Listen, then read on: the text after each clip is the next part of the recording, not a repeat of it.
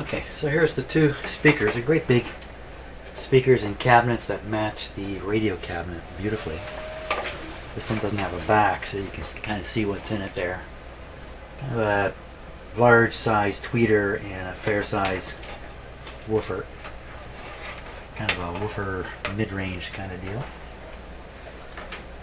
The style of plug is typical of a European radio to have something like that.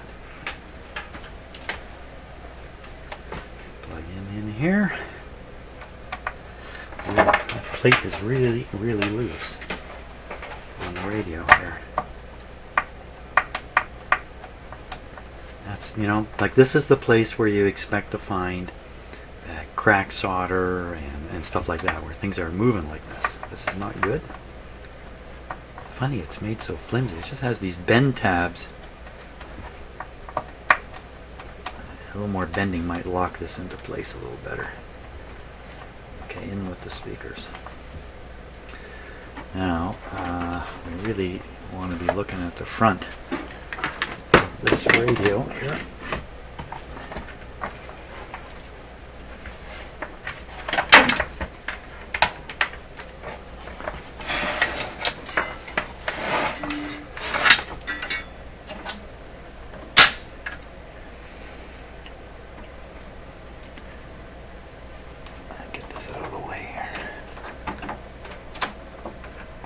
Second. Okay, there we go. Now,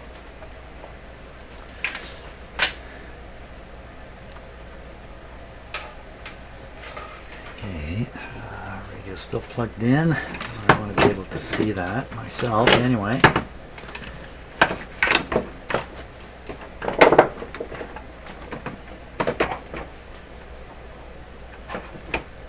Okay, just a little bit forward. Get that out of there. Away. All is ready.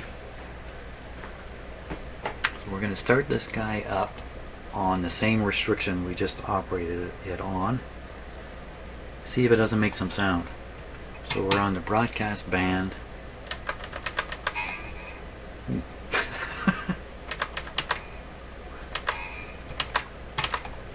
Okay.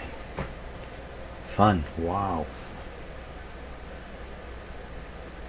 Volume is down. Let's put the volume up a little bit.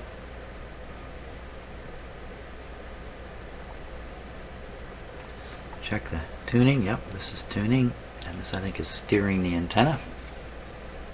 This is actually a really cool feature, to be able to turn one of these antennas from the front panel of a radio. This makes listening to AM radio way better than a fixed radio in one place. If you're going to go for like DXing and stuff like that. Okay, I don't even have to say that, everybody knows that. Now, have I given enough time again? I think so. My brain is telling me there's nothing to worry about. Right. Okay, let's fire it on. Fire it on, you know, that's maybe not the best phrase. So these are on pretty bright, but they're dimming down a bit as the stick my ear down here. Now, it can take a long time for a radio to warm up with this kind of restricted power where it, oh, you know, it's just coming. I can see the voltage dropping here. 82, 81. It's dropping because current is being drawn through the tubes. That would brighten up my dim bulbs a little bit. So we're down to 78 volts. So the chance is just too low.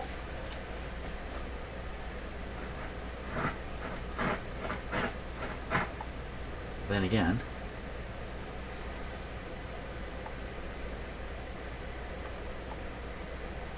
so if we're on the AM band, where is the AM band? Here it is. We want to be down around here at this civil defense markers. Now you really know this was made for a North American market. So that's basically 640. I don't hear anything. Okay, so we're going to either I'm going to go full power, or we're just going to raise the restriction or lower the restriction. You know what I could test here? A good idea. How hot is this thing getting here?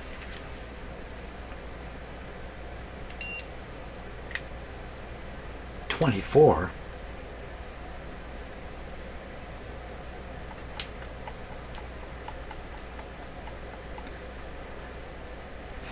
There's a couple hundred volts on these, so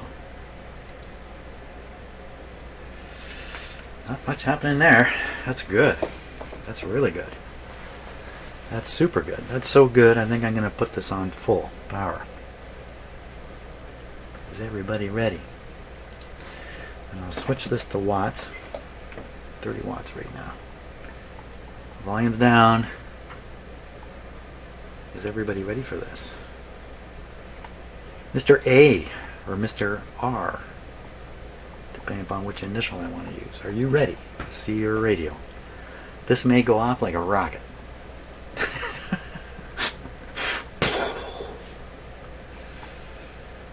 Not likely at all.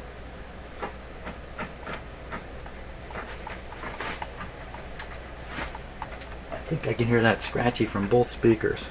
Everything tells me to go ahead. Go ahead. 80 watts, 81 watts. See anything funny happening anywhere?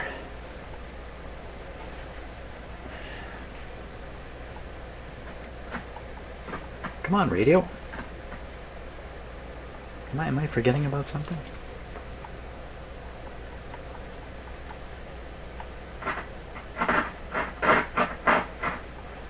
Kind of scratchy.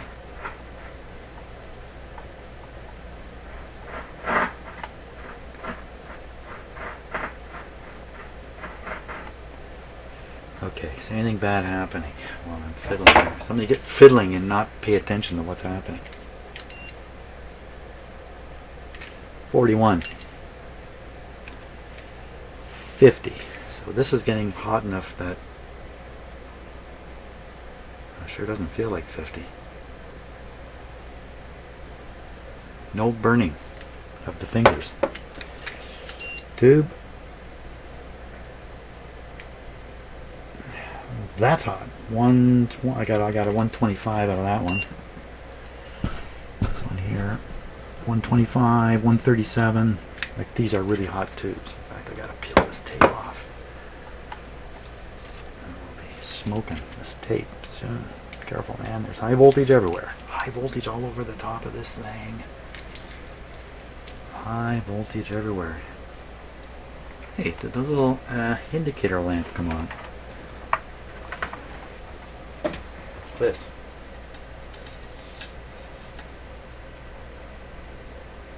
Doesn't look like it.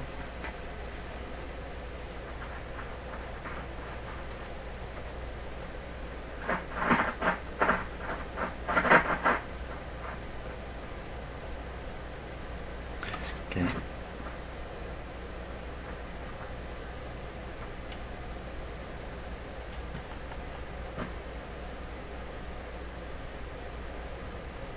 Something funny happened there. I heard something for a moment.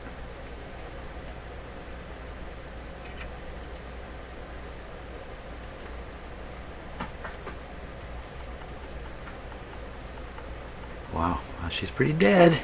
Why? Why so dead? We're on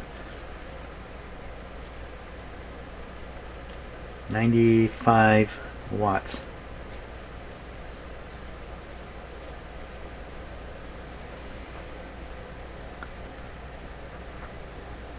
Well, let's try FM.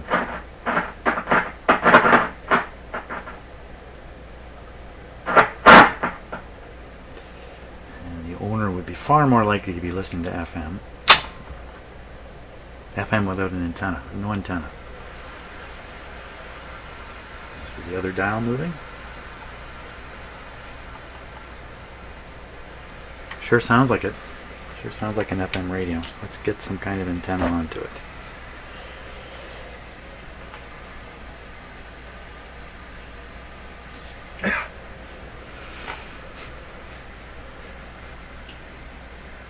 Something smelling awfully hot.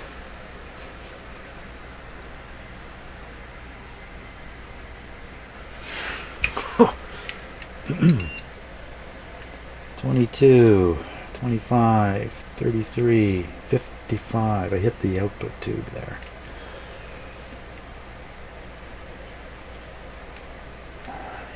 If this is operated a lot, you kind of wouldn't expect it to smell.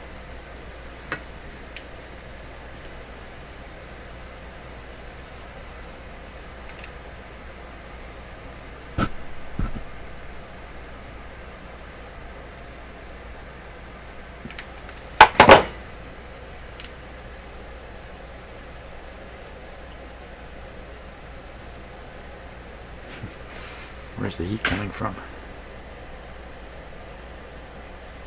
Shouldn't be this. I think it's these two tubes here. And these tubes.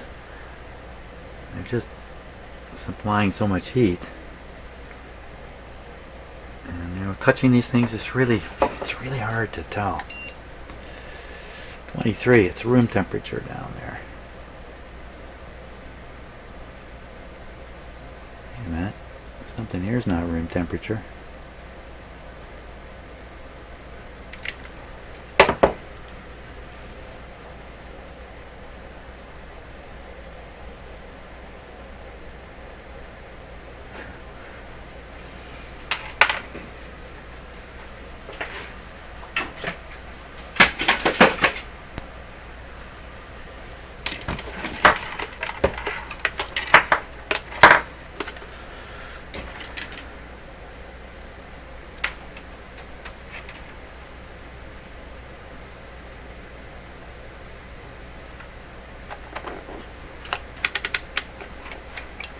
Never use this.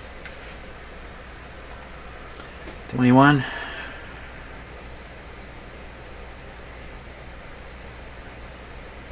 My hands are cold.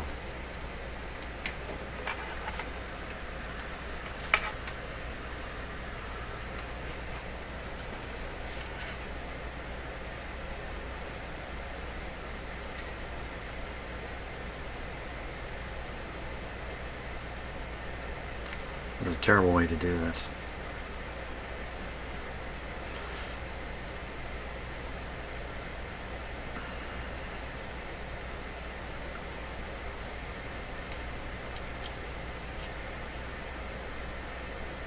Well, that's what's hot. I did enough tests on it to suggest that there shouldn't be any excess current going through it. 88. Well, it's got to get a lot hotter to melt that solder.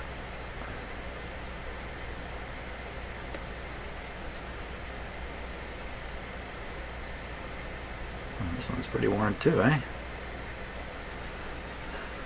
They seem to have both adopted a similar temperature. I'm going to assume that that's because they're doing the normal thing. Whatever I'm smelling, I don't care. FM antenna.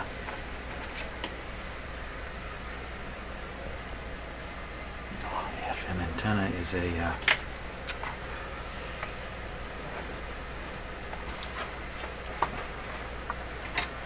drag everything around here.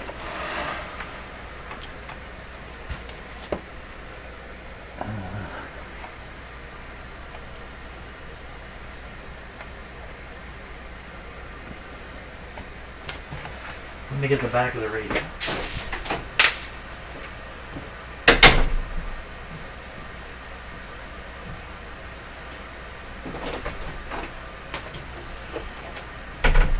we can't be sure about things here.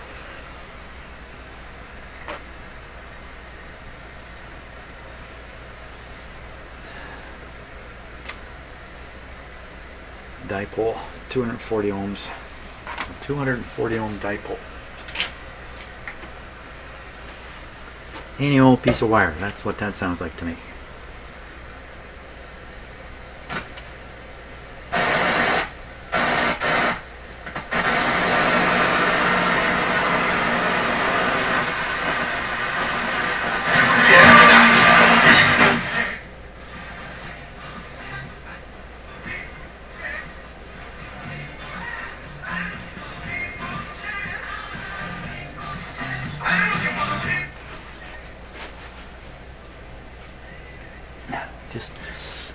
problem here. I gotta get somebody talking.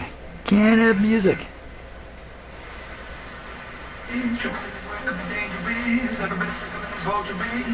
Yeah. No. Not that kind of talk. Where's 91? But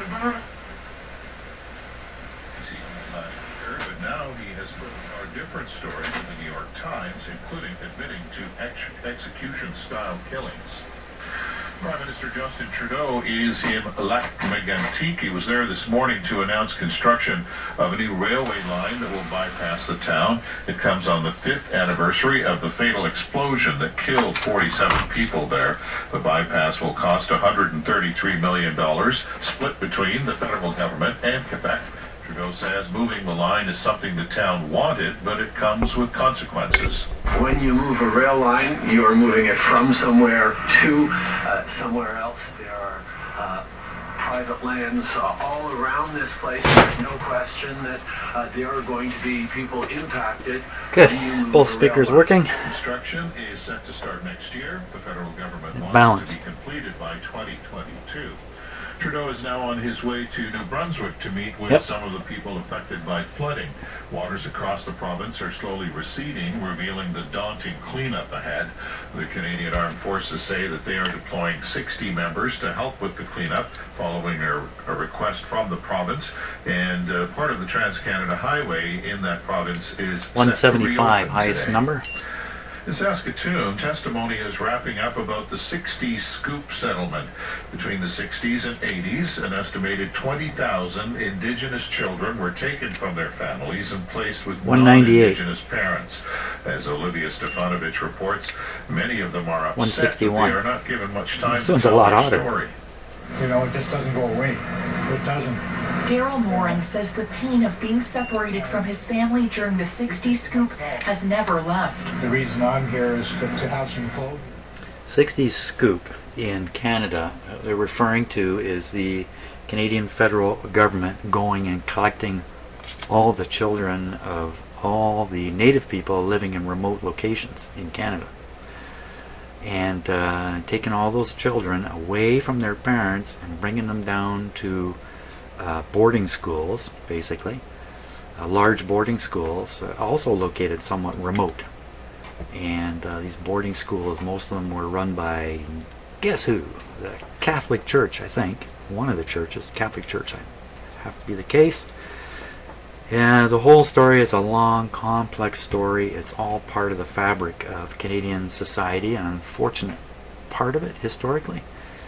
And it's a big topic here in Canada all the time. And I know other nations also have the same problem, in that explorers and other settlers and that came from other lands kind of took over and pushed the Aboriginal people off to the side, who today are saying, hey, this just isn't any good anymore, certainly in Canada, and I know other countries. And I know other countries are trying to deal with this problem too. So the thing about Canada is a lot of it is quite remote, and there's a lot of people living in way up north in very remote locations. And you know, it's difficult to live like that. So I'm just giving some time here, waiting for the smoke to develop or anything that seems to me to be bad. Let's look at the grid voltage on this tube. Then I'm going to shut the set off. I'm going to move this over here and check the grid voltages over there. They should be DC 0. I really should measure them to the cathode. That's really what I should do. You know what? That's a much better idea. Cathode. So let me figure out let's get the cathode. Cathode is 7. So 7 is the cathode. So we measure 6 and 2 against 7. So that's 7.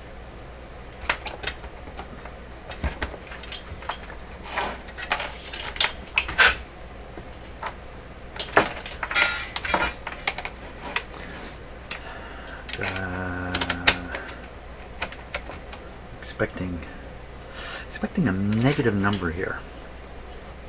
6 and 2 against 7. Here's 2, Oh my.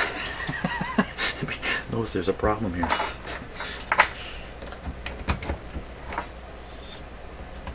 Nope, completed the test, sir. Everything's healthy. You're healthy. Go home. Okay, here we go. 6 between 7, 6 and 2. -8. Beautiful. And here? -8. Negative more. Negative more. What? Negative more? Okay, it's not 6 and 8. What am I doing here? It's 2 and 6. 2 and 6. 2 and 6. Oh, I'm on the wrong. Okay, so 2 again, just to remind me. -8. That sounds perfect. And 6 would be here. -7. It's not quite the same, but you know, it's the good news is a big minus. -8. Power off. These tubes burn the skin off your fingers if you touch them. So I'm not going to do that. I need like an oven mitt or something in here. You can get away with touching these other tubes. Not a rectifier tube, not an output tube. It'd be a sad day for you. Even this got pretty warm. Oh, don't put it down, put it back in.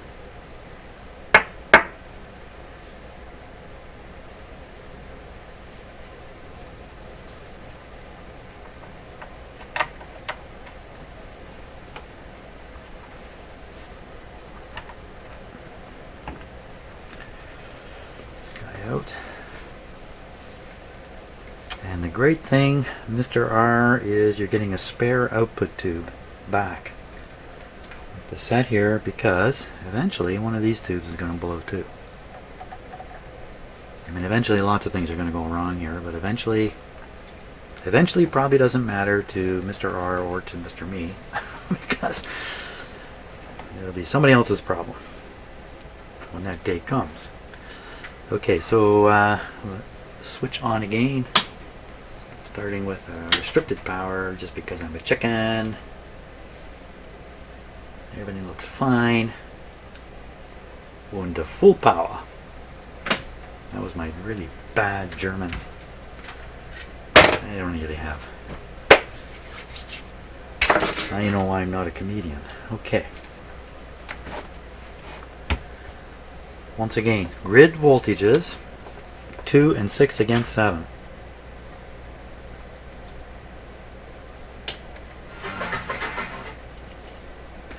Two, -8 and 6. -8. That's interesting, eh? 8.5. 8.4. That's like almost exactly right. And this was 8.5, but the other one was low. Low. Why? Why? Leaky capacitor. Is that the whole problem? Is that the whole problem? Okay, power off. There is actually a grid problem here, a grid bias problem on this tube. Does it say on the schematic? He quickly looks. 9 volts. So these are supposed to be 9 volts. Oh, wait a minute, that's not quite right. Well, yes, that is right. That's the potential of the cathode to ground, which is the grid voltage, bias voltage, same thing. 9 volts. They're 8.5, except for one of them.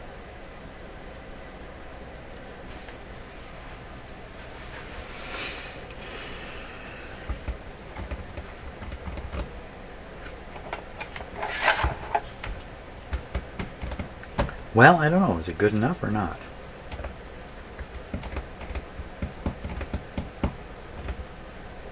Okay, it's good enough for now. I don't think there's a serious problem here with grid potential. If I saw a much huger difference, I would be more worried. So let's leave it as it is for now. There's a few other things to look at in this radio.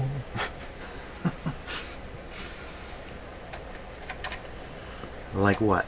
Like, I don't know, did the magic eye come on? Let's go and take a look.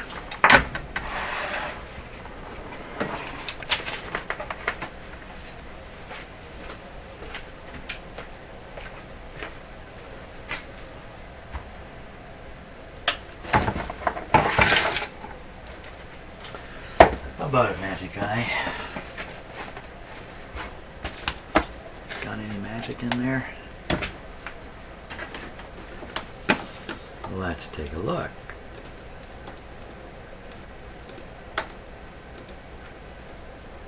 Yikes. Bear with me a moment here, I'm stuck.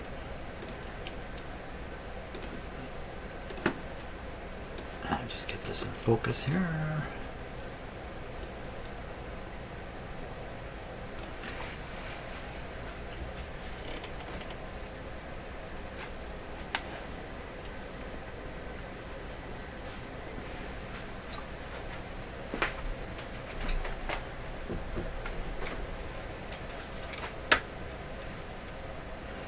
Okay, now I didn't think that came on at all last time around.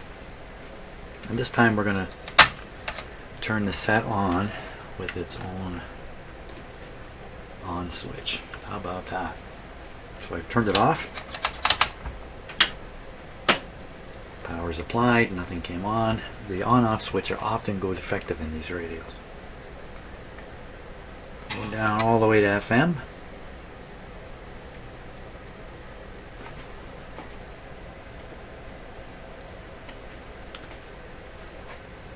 We'll switch on. Here we go.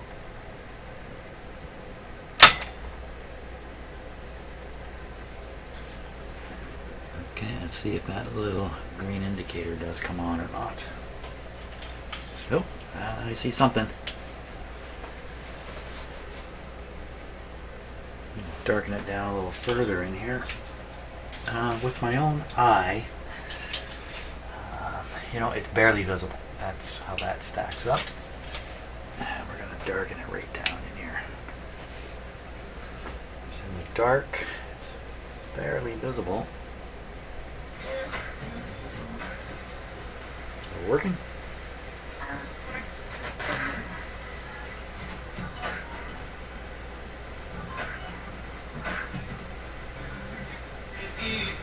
Now I think the upper part up here is supposed to indicate stereo.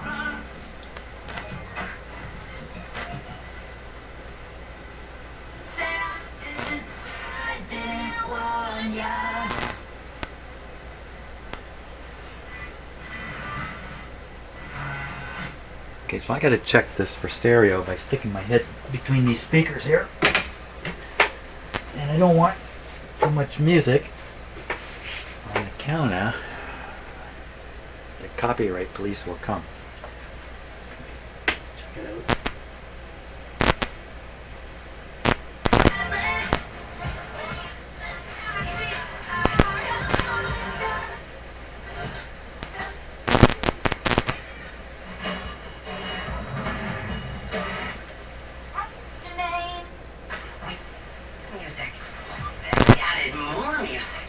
To get you the most music 9 to 5. And it's only here on 93.1 Fresh Radio.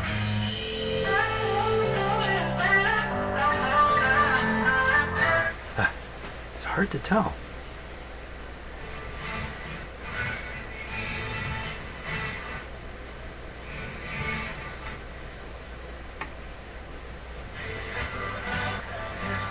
See, all these stations are stereo.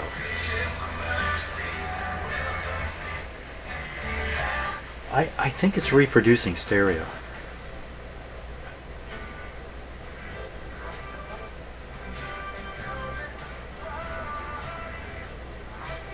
And I got a lousy antenna on this.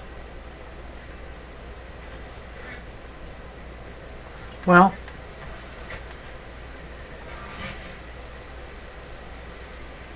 probably in need of a yeah, that's a pretty strong one there.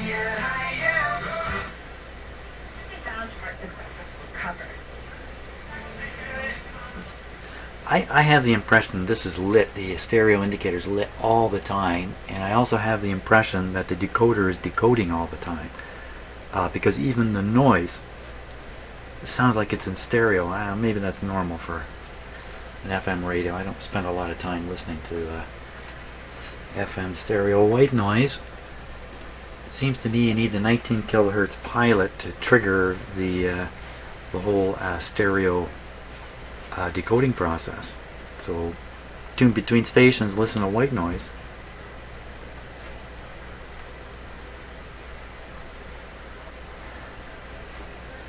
Now let's check the temperature of those tubes one more time.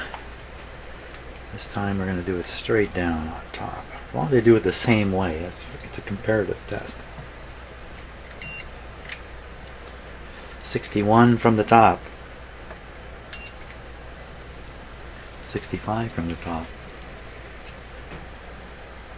So the hotter tube is the one with two equal 8.5 volt bias grids. The other tube, the one that popped, or the position that popped, slight difference.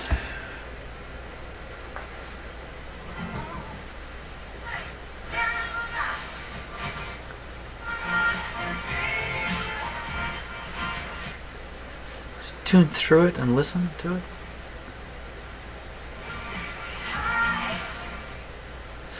Sounds nice and balanced.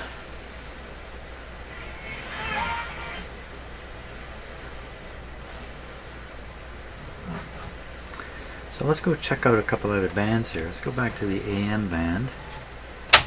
Broadcast. Same scratchy crap. Hey, that's not scratchy crap. I got the volume up full though to do that. So it's definitely receiving. Up at that end. But all that stuff,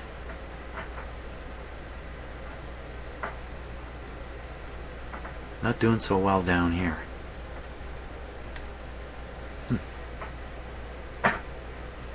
So the AM radio maybe could benefit from some alignment efforts. Wow, I have to learn German to align this thing. Shortwave band. I was listening to shortwave today out on my deck with a huge wire antenna. And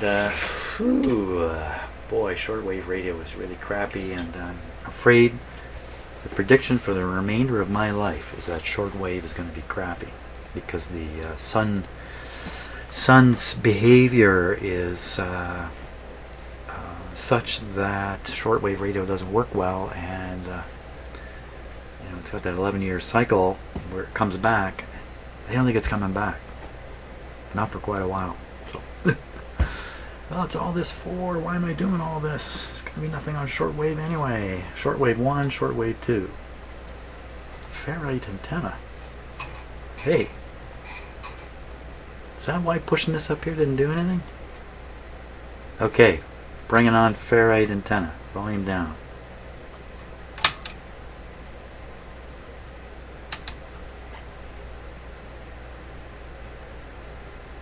Boy, that didn't help it. Oh. Yeah, it's definitely coming on the antenna. She's really dead down here now. This is where the owner of this radio would want to listen to stations, right around in here. So a little alignment on the AM band very easily lift this right up. Now if I could only say that in German. So ferrite antenna off. How do you get it off? You push. I don't know. Let's go to antenna. Let's go to shortwave. That popped it up.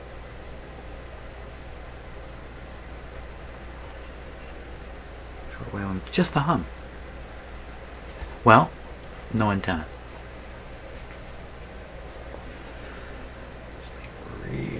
throws off the heat. It's just from this collection of tubes here. Any antenna at all.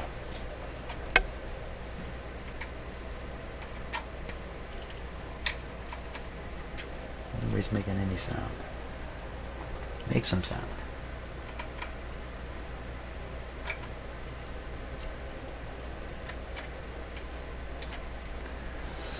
Nobody's making any sound here. I'm up full.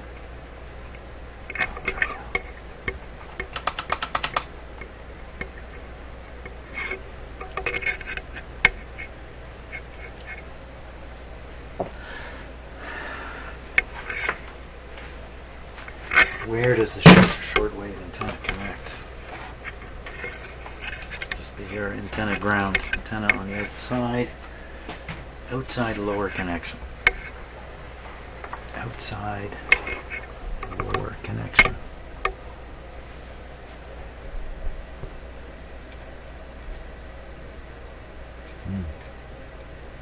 I know this isn't much of an antenna here, but really.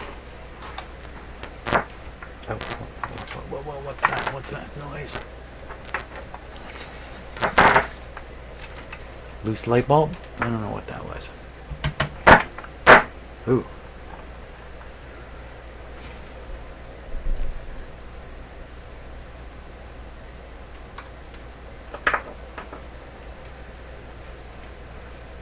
Okay, I don't know what that was. So this band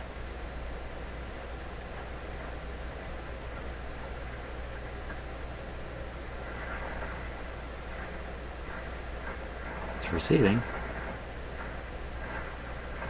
Volume's full though, so it's at 2 AM bands now.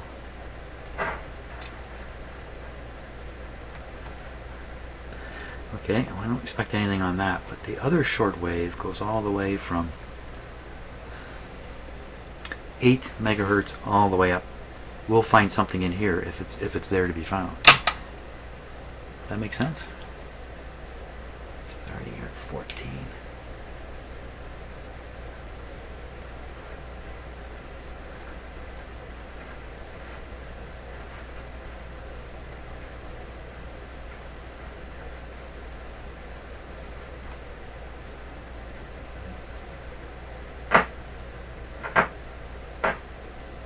Doing that. What is doing that? Must be dirt on the tuning capacitor.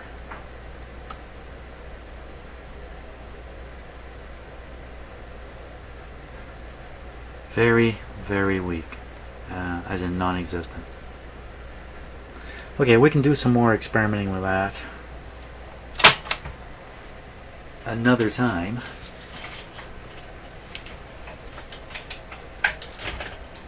I think my next goal with this radio will be trying to prepare myself to do some kind of alignment work.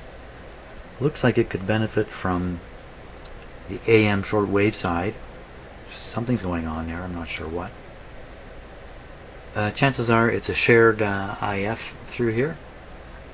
So in one case it's 455 for the AM part of the radio, and the other time it's 10.7. So it has 2 sets of coils in each one of these cans here. One's for FM, one for AM. I have to sort all this out. And then on the FM side, if I care to, these are the discriminator adjustments in here. If I'm not so chicken, could fiddle with these a little bit too, but wow, gotta be very careful with some of this stuff, especially if the radio, like the FM radio, is working. I could improve it so it stops working. I would not want to do that. So thanks so much for watching, Mr. A. I think there's really nothing seriously wrong with your radio other than that tube that exploded. Great. I think it's fantastic. Thanks so much for watching.